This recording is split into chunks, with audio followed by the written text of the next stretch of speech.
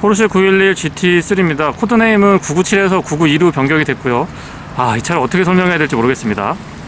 포르쉐를 볼 때마다 느끼는데 클래식하면서도 모던한 느낌하고 미래지향적인 느낌, 여러 가지의 복합적인 요소들이 디자인에 잘 배어있기 때문에 시간이 흘러도 절대 질리지 않은 그런 디자인이라고 생각을 하고요. 시승 차량인 코드네임 992 GT3 같은 경우에는 앞쪽 휀다가 지금처럼 좀 와이드 타입으로 돼 있어서 기존의 일반 911하고 차별화가 되는 것 같습니다. 아시는 분들은 아실 것 같아요. 헤드램프는 정말 예쁘고요. 프론트 스커터도 별도의 기교를 부리기보다는 그냥 있는 자체, 형상 자체가 달리기 위한 차량인 거를 충분히 알 수 있습니다. 측면에서의 균형감도 재미있는데요. 앞뒤 오버항이 많이 짧다라고 볼 수는 없습니다.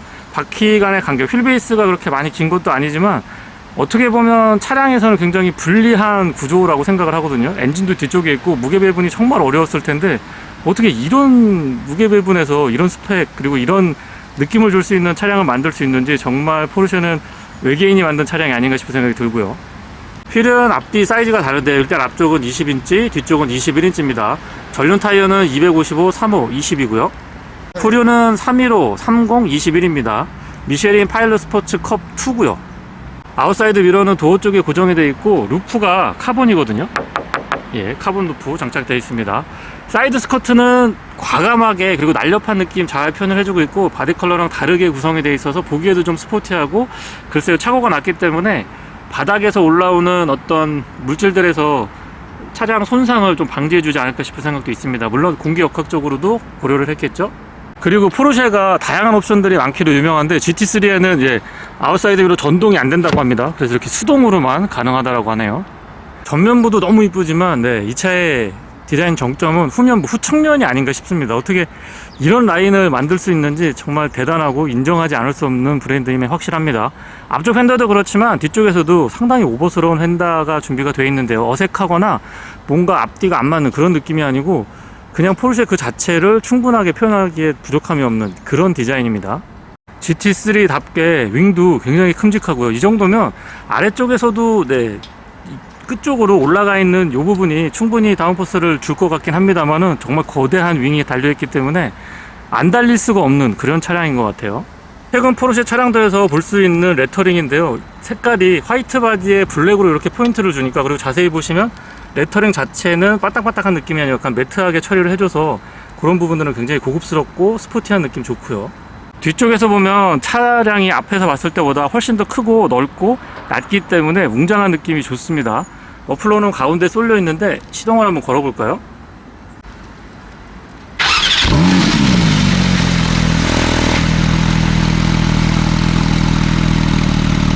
탱크는 엔진이 뒤쪽에 있기 때문에 앞쪽이 열릴 수 있도록 준비가 되어 있고, 이 차는 옵션으로 카본입니다. 이게 풀카본이기 때문에 조금 주의를 해야 될 것 같고요. 닫을 때 앞쪽 공간은 생각보다 깊이가 있고 간단한 마트 장보기 같은 것들에서 기내용 캐리어, 그거보다 조금 더 큰 사이즈의 캐리어도 충분히 담을 수 있을 정도는 되는 것 같죠. 카본이고요.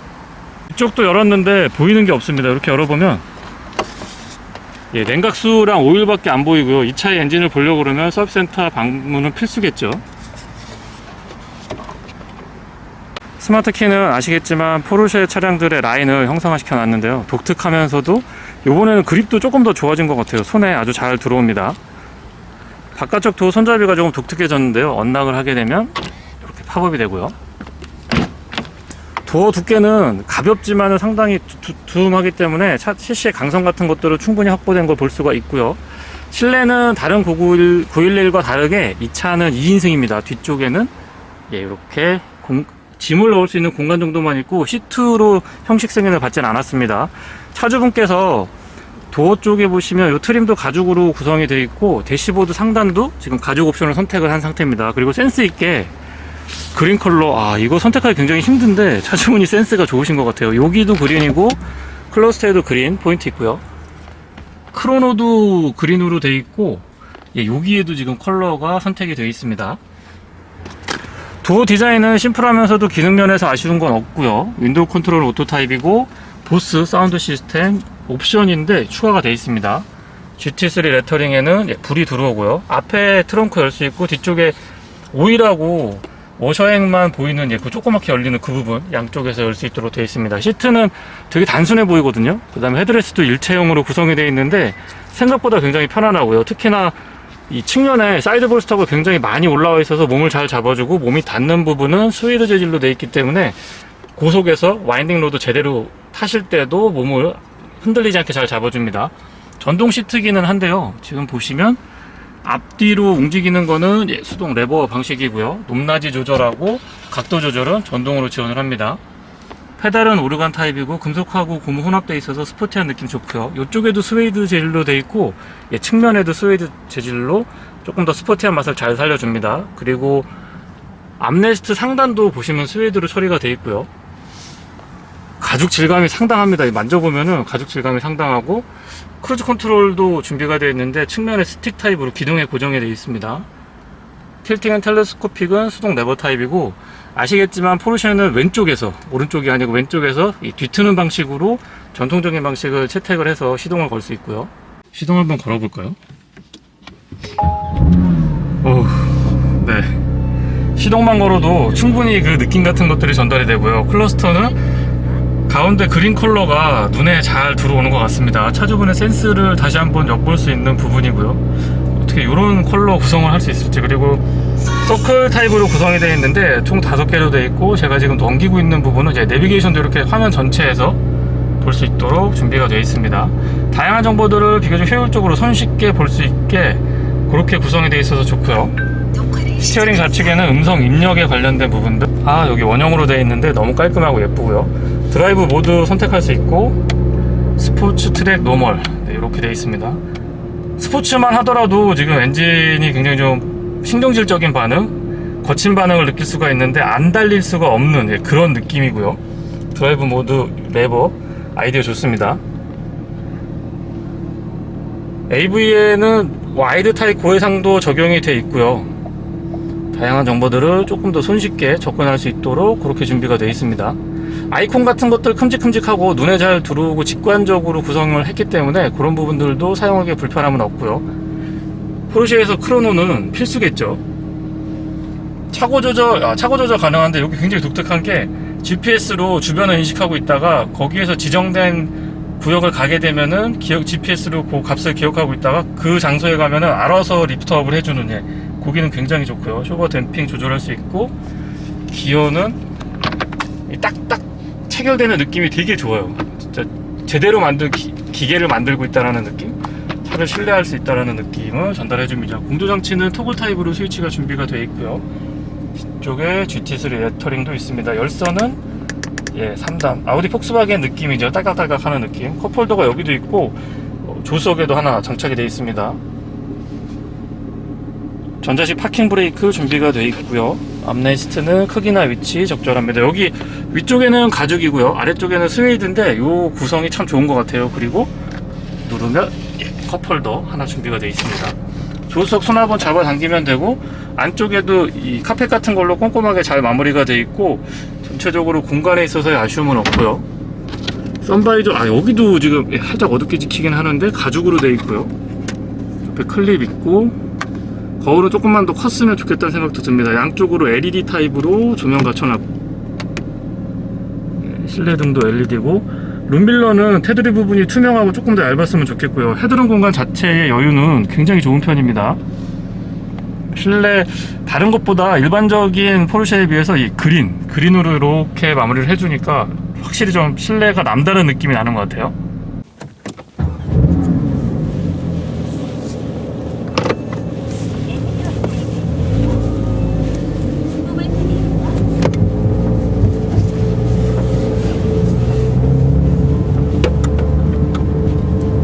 도심에서 주행을 할 때 승차감 때문에 받는 스트레스 조금 단단하거든요. 일반 911에 비해서도 확실히 좀 단단하다라는 느낌이 드는데 그로 인해서 받는 스트레스보다는 오토 스탑앤고가 들어있긴 합니다만은 엔진의 이 엔진 음이죠. 엔진 음이나 진동 같은 것들이 여느 차량하고는 확실히 다릅니다. 그래서 그런 부분에서는 조금 스트레스를 받을 수가 있고요.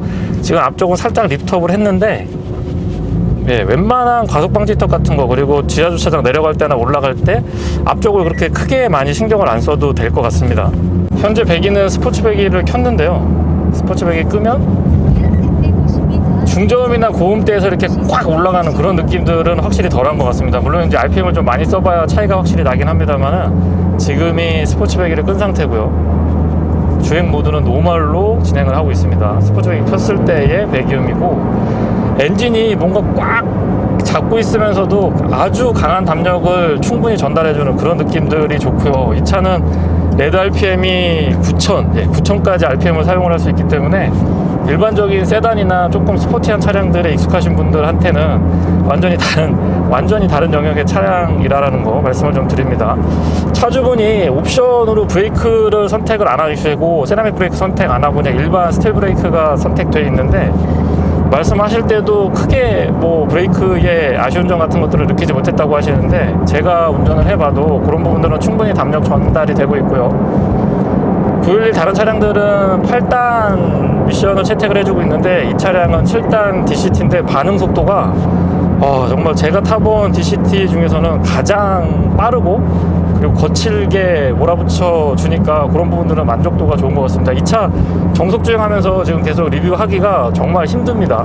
냉간시에 고회전을 써야 되기 때문에 파란색으로 온도계 표시가 뜨거든요. 그래서 조금 성격이 급하시더라도 요즘같이 바깥 기온이 높지 않을 때에는 어느 정도 엔진 오일 온도가 좀 올라가고 난 다음에 달릴 수 있기 때문에 그런 부분들도 운전자를 좀 자제시켜주는 스마트한 옵션이라고 생각을 하고요. 차량 가격이 2억 3천 초반에서 출발하는 걸로 제가 기억을 하고 있는데, 이 차를 구입하신 분은 지금 거의 2년을 기다리셔서 1년 11개월 정도 기다리셨다가 차를 받으셨는데, 옵션을 선택했을 때도 사실 그렇게 많이 차량 가격이 올라가지 않았는데, 지금은 차량 가격 자체가 많이 올라간 상태라서 이렇게 옵션을 추가하게 되면 2억 한 4천에서 5천까지도 올라갑니다. 어쨌든 굉장히 합리적인 가격에 구입을 잘 하신 것 같고요.